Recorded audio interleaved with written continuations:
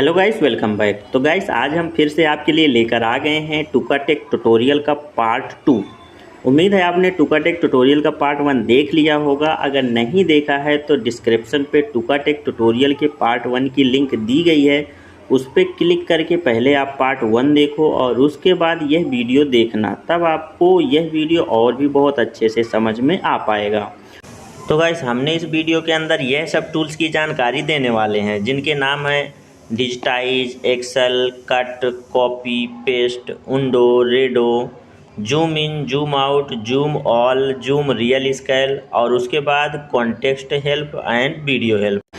तो गाइस पहले जानेंगे डिजिटाइज क्या है और इसका क्या इस्तेमाल है। उसके बाद बात करेंगे अपने पैटर्न डिटेल्स की एक्सेल फाइल कैसे और क्यों बनाते हैं। नेक्स्ट होगा कट, कॉपी, पेस्ट, यह सब क्यों और कैसे करते हैं। हालांकि यह सिंपल सी जानकारी है, लेकिन हम अपने वीडियो में पूरी जानकारी डिटेल्स से कवर करके चलने वाले हैं, क्योंकि हमारा उद्देश्य हमेशा जीरो से हीरो बनाने का होता है, ना कि शॉर्टकट में जंप लगाने का। अगर हमारे कोई व्यूअर बहुत अधिक समझदार हैं जो थोड़ा हिंट पाकर ही समझ जाते हैं तो कृपया वीडियो की स्पीड बढ़ा करके देख सकते हैं। और नेक्स्ट होगा undo, redo, zoom in, zoom out, zoom all, zoom real scale, यह सब क्यों और कैसे करते हैं। हालांकि यह भी काफ़ी आसान है, लेकिन जिन्हें नहीं पता है उनके लिए यह भी काफ़ी नॉलेजफुल जानकारी है। लोग कहते हैं ना कि अगर किसी चीज़ की जानकारी ना हो तो राई भी पहाड़ नज़र आती है, लेकिन जो ज्ञान का समंदर है उसे पहाड़ भी राई नज़र आता है। एग्जाम्पल के तौर पे जैसे कि हमारे पूर्वजों को यह हमारी धरती बहुत बड़ी और अनंत लगती थी, और अब ज्ञान हो जाने के बाद अब आप नासा वालों से, इसरो वालों से पूछो तो यही पता चलेगा कि ब्रह्मांड के नज़र से अगर देखा जाए तो हमारी धरती फुटबॉल के बराबर है और हम इंसान कीड़े मकोड़े से भी छोटे हैं। आई होप यह आप बहुत अच्छे से समझ चुके होंगे कि ज्ञान ही इंसान को महान बनाता है। तो खैर हमारा टॉपिक अभी कुछ और है, इसलिए हम इन सब बातों पे ज़्यादा समय बर्बाद नहीं करेंगे। फिर उसके बाद बात करेंगे की हेल्प और वीडियो हेल्प के बारे में। तो गाइस यह दोनों बहुत ही काम की जानकारी है अगर आपको इन दोनों ऑप्शन की जानकारी पता है तब। अगर नहीं पता है तो यह सब बेकार के ऑप्शन हैं।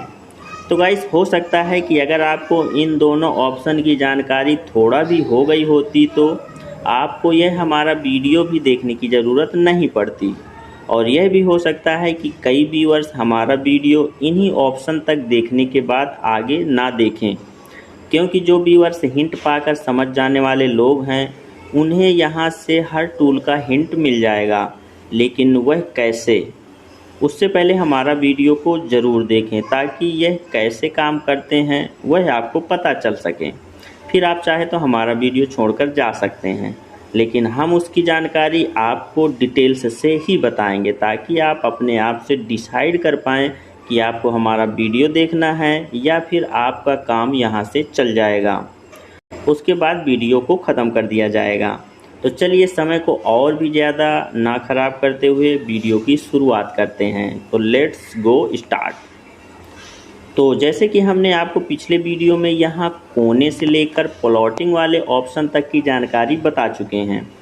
अब जो अगला ऑप्शन है वह है डिजिटाइज का। तो हम आपको आज सिर्फ डिजिटाइज क्या है और इसका क्या काम है यही बस बताने वाले हैं, क्योंकि यह एक बहुत बड़ा विषय है। अगर मैं डिजिटाइज को पूरी तरह से समझा कर बताऊं तो यह वीडियो सिर्फ एक ही जानकारी में ख़त्म हो जाएगा।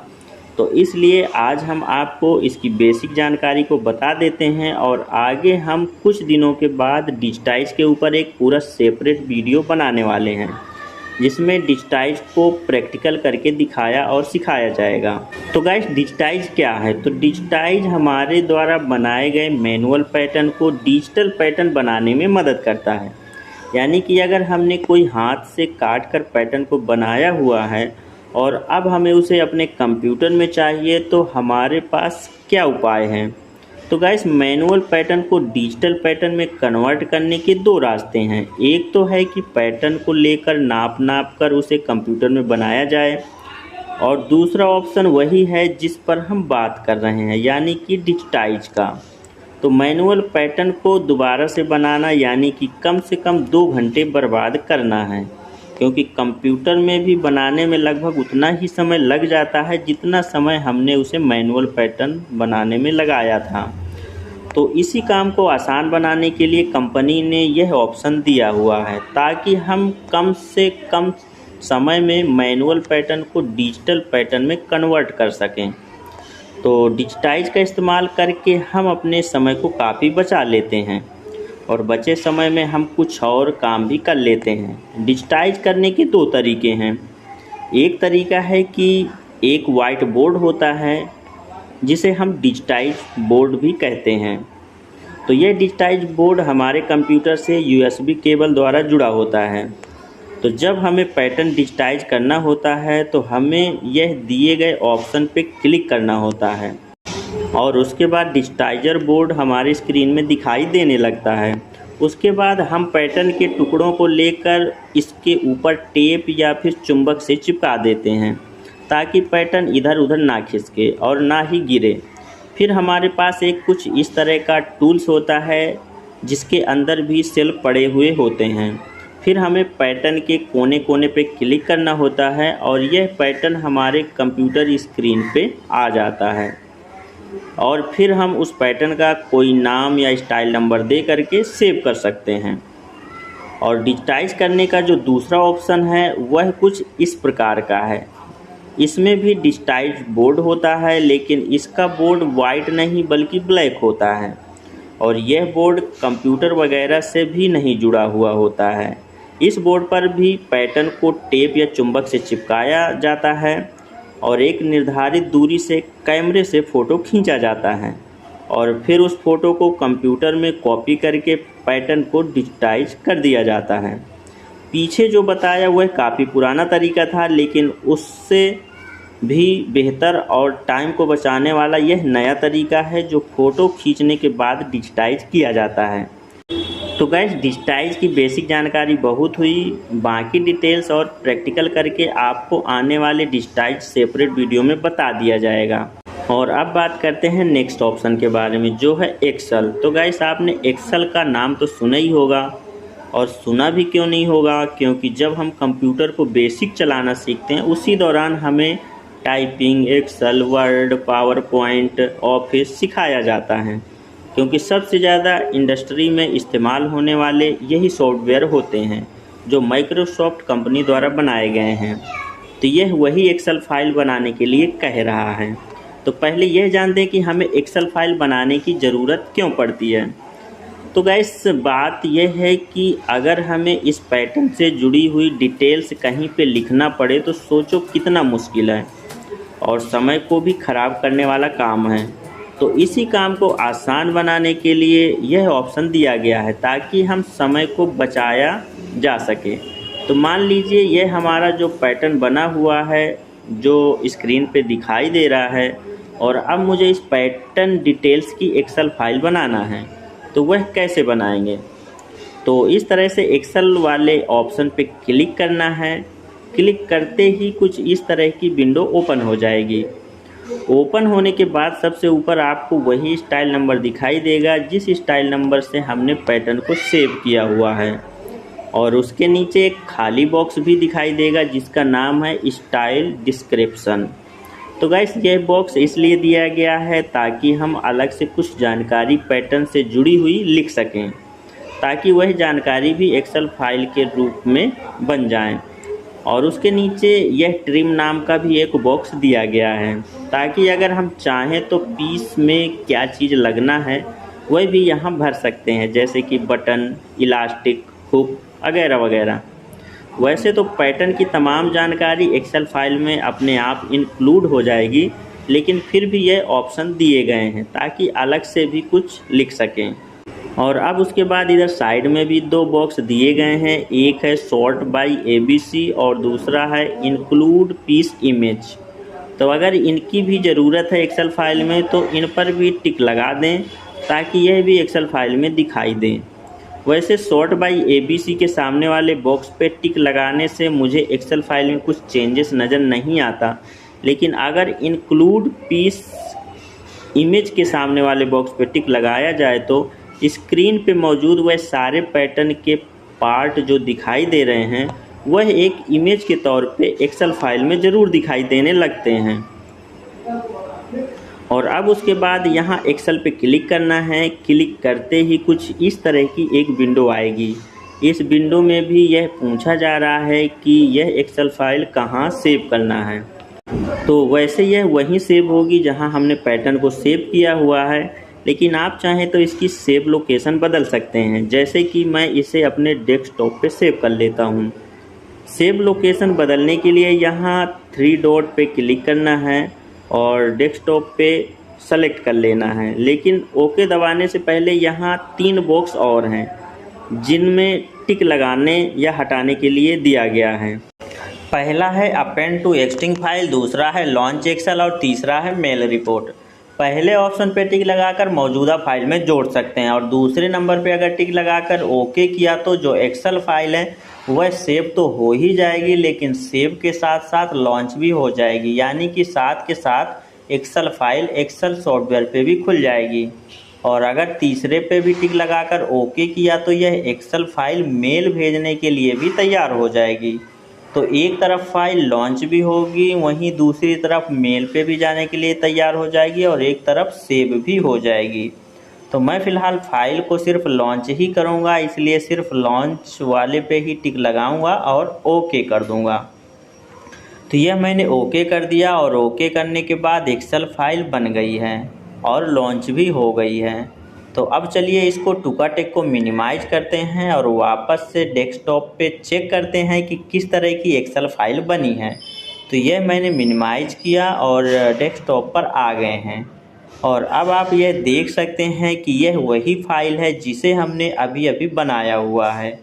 और इसे नीचे टास्क बार पे भी देख सकते हैं, फाइल ओपन भी हो गई है क्योंकि हमने लॉन्च वाले बॉक्स पे टिक लगाया हुआ था।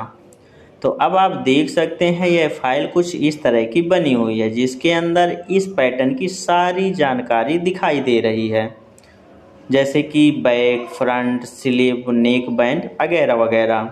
और यहाँ पे स्क्रीनशॉट की इमेज भी लगी हुई है। तो मुझे उम्मीद है आप यह सब बहुत अच्छे से समझ गए होंगे। तो गाइस आपके लिए एक बात और, अगर आपके कंप्यूटर में एक्सेल सॉफ्टवेयर नहीं होगा तो हो सकता है कि आप एक्सेल फाइल ना बना पाएँ और ना ही खोल पाएँ। तो आप एक बार ज़रूर जांच करें कि आपके पीसी या लैपटॉप पर एक्सेल सॉफ्टवेयर है या नहीं है। तो गाइस अब बात करते हैं नेक्स्ट ऑप्शन की, जिसका नाम है कट और इसकी शॉर्टकट की है Ctrl+X यानी कि कट, और दूसरा है कॉपी और तीसरा है पेस्ट। तो यह ऑप्शन तीनों एक साथ काम करते हैं, इसलिए मैं तीनों की जानकारी एक साथ बताने की कोशिश करूंगा। तो गाइस ये जो पहला कट वाला ऑप्शन है, अगर हमने इस पर क्लिक किया तो स्क्रीन से वह पार्ट हट जाएगा जो पार्ट सेलेक्ट होगा। और उसके बाद यह जो तीसरा वाला ऑप्शन है, अगर हमने इसे दबाकर पेस्ट करेंगे तो वह पार्ट जो स्क्रीन से कट हुआ था यानी हट गया था वह दोबारा से स्क्रीन पर आ जाएगा। तो आप सोचोगे इसका फ़ायदा क्या है। तो गाइस मान लीजिए अगर हमने एक ही टेबल पर पैंट शर्ट का पैटर्न बनाया है और अब चाहते हैं कि पैंट अलग सेव कर दें और शर्ट अलग कर दें, तो सिंपल से हमें करना क्या है, शर्ट के पूरे पार्ट को सेलेक्ट करना है और यह कट वाले ऑप्शन से कट कर लेना है और उसके बाद टुकाटेक की दूसरी टेबल खोल लेना है और उसके बाद उसके अंदर जाकर पेस्ट कर देना है। तो यह पूरी शर्ट यहाँ से कट करके दूसरी टेबल पर चली जाएगी। फिर आप Ctrl+S करके सेव भी कर सकते हैं दूसरा नाम दे करके। बस यही फ़ायदा है इस ऑप्शन का। और इसके आगे जो दूसरा ऑप्शन है वह है कॉपी का। वैसे यह सब बहुत ही बेसिक जानकारी है जो आज के दौर पे हर किसी को लगभग पता होता है, लेकिन हम अपने वीडियो में सभी जानकारी को फुल डिटेल से कवर करके चल रहे हैं ताकि हर किसी को एकदम जीरो से समझ में आ जाए। तो अब जो दूसरा ऑप्शन है वह है कॉपी का, जिसकी शॉर्टकट की है Ctrl+C। तो चलिए जानते हैं इससे क्या होता है। तो मान लीजिए हमने किसी स्टाइल का पहले बैक का पैटर्न बना लिया है और अब हमें फ्रंट का पैटर्न बनाना है। तो उसी बैक पार्ट पे क्लिक करके Ctrl+C यानी कॉपी कर लेना है। उसके बाद यह जो तीसरा ऑप्शन है इस पर क्लिक करके पेस्ट कर देना है, और आप चाहें तो इसकी शॉर्टकट की भी इस्तेमाल कर सकते हैं Ctrl+V। और पेस्ट करने के बाद क्या होगा कि आपका जो एक बैक का पार्ट बना था वह बना ही रहेगा, और उसकी एक कॉपी आपके टेबल पर और बन जाएगी। फिर आप उस बैक पार्ट की कॉपी को फ्रंट वाला आकार दे देना है, जैसे कि फ्रंट नेक ड्रॉप और बस्ट डार्ट, प्लेकेट वगैरह वगैरह। तो यही थे ये तीनों ऑप्शन के काम, कट, कॉपी और पेस्ट। तो उम्मीद है आप ये तीनों ऑप्शन को बहुत ही आसानी से समझ गए होंगे। और अब चलते हैं आगे नेक्स्ट ऑप्शन की तरफ, जिसका नाम है उंडो और रेडो। वैसे यह भी काफ़ी बेसिक नॉलेज है, लेकिन जैसे कि हमने पीछे बताया कि हम हर एक टूल्स की जानकारी को फुल डिटेल से ही बताकर चलने वाले हैं। तो चलिए जानते हैं इसका इस्तेमाल क्या है और इसका फ़ायदा क्या है। तो गाइस, उंडो मतलब पीछे जाना और रेडो मतलब आगे जाना। और उंडो की शॉर्टकट की है Ctrl+Z और रेडो की शॉर्टकट की है Ctrl+Y। आप चाहे तो यह बताई गई शॉर्टकट की का इस्तेमाल कर सकते हैं, नहीं तो आप यह टूल्स बार से टूल पर क्लिक करके भी यह काम कर सकते हैं। तो चलिए अब बात करते हैं इनके फ़ायदे के बारे में। तो गाइस, उंडो का फ़ायदा यह है कि यह हमें अपनी गलती को सुधारने का मौका देता है। जैसे कि हमने मान लो आर्मोल कर्व या नेक कर्व बना रहे हैं, और नेक या आर्मोल कर्व ठीक भी बन गया है, लेकिन हम उसे और भी ठीक बनाने के चक्कर में ख़राब कर दिया। तो हमारे पास एक स्टेप पीछे जाने का एक यही चारा है कि एक बार उंडो करो और पिछली पोजीशन पे आ जाओ। यह तो थी एक स्टेप की गलती, लेकिन कुछ लोग तो उस कर्व को ठीक करने में जी जान लगा देते हैं और अनगिनत पॉइंट भी लगा देते हैं, और फिर भी वह कर्व मन मुताबिक नहीं बन पाता है। फिर उन्हें लगता है कि कई स्टेप पीछे जो लुक था वही सही था। तो यहाँ पर आपको फिर कई बार उंडो उंडो उंडो करना पड़ेगा। फिर आपका पैटर्न जब अपनी पुरानी वाली पोजीशन पर पहुँच जाए तो आपको वहीं पर रुक जाना है और फिर अगला काम को शुरू कर देना है। तो गाइस, यह तो था उंडो का काम। और अब बात करते हैं रेडो का काम क्या है। तो गाइस, रेडो का काम भी कोई आसान काम नहीं है, यह भी बहुत काम का काम है। तो गाइस, रेडो का भी कुछ इसी तरह से है। जिस तरह से हमने अभी कई स्टेप उंडो करके पीछे को गए थे, ठीक उसी तरह से फिर आगे भी जा सकते हैं। मान लीजिए हमने जितने स्टेप पीछे जाना था, कहीं उससे भी ज़्यादा पीछे चले गए, तो हम अपनी पसंदीदा वाली पोजीशन पे आगे कैसे बढ़ेंगे। तो यहीं पर काम आता है रेडो का। तो रेडो करो और आगे बढ़ो, रेडो करो और आगे बढ़ो। तो यही काम था इन दोनों ऑप्शन का, जिनका नाम था उंडो और रेडो। तो गाइस, इन दोनों की कुछ सीमाएं भी हैं जहां से ये काम करना बंद कर देते हैं, वह भी थोड़ा जान लेते हैं। उंडो यानी कि पीछे जाने की जो कैपेसिटी है वह है लगभग 20 स्टेप तक। उसके बाद और आप उससे पीछे नहीं जा सकते। और आगे जाने की भी सेम कैपेसिटी है। जितने स्टेप आप पीछे जा चुके हैं और आप चाहें कि आगे बढ़ना है, तो आप उतने ही स्टेप आगे बढ़ सकते हैं जितने स्टेप आप पीछे गए थे। और उसके बाद अगर आपने सेव करके फाइल को क्लोज कर दिया और फिर कभी खोला और आप सोचो कि उंडो करके पीछे चले जाएं, तो यह पॉसिबल नहीं है। यह बैकअप सिर्फ काम के दौरान ही काम करता है। फाइल क्लोज हो जाने के बाद यह काम आपका नहीं हो पाएगा। आई होप ये भी आप बहुत अच्छे से समझ गए होंगे। तो चलिए और आगे बढ़ते हैं अगले ऑप्शन की तरफ। तो अब अगला ऑप्शन है जूम इन और दूसरा है जूम आउट। वैसे यह भी बहुत ही बेसिक जानकारी है, लेकिन हम अपने वीडियो में फुल डिटेल से जानकारी को कवर करके चलने वाले हैं। जूम इन यानी कि अगर स्क्रीन पे कोई पार्ट है और उसे हम और भी बड़ा करके देखना चाहते हैं, तो यह प्लस का आइकन है, इस पर क्लिक करना है और क्लिक करते ही वह पार्ट जूम होना स्टार्ट हो जाएगा। आप जितनी बार इस आइकन पे क्लिक करेंगे उतनी बार थोड़ा थोड़ा बड़ा होता जाएगा।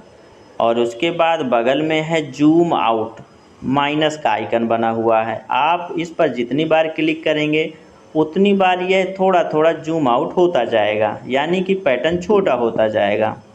वैसे यह काम बहुत कम यहाँ टूल्स बार से किया जाता है, क्योंकि जूम इन और जूम आउट करने के लिए हमारे माउस में एक रिंग दिया होता है, जिसे घुमा करके बहुत ही आसानी से जूम इन और जूम आउट कर सकते हैं।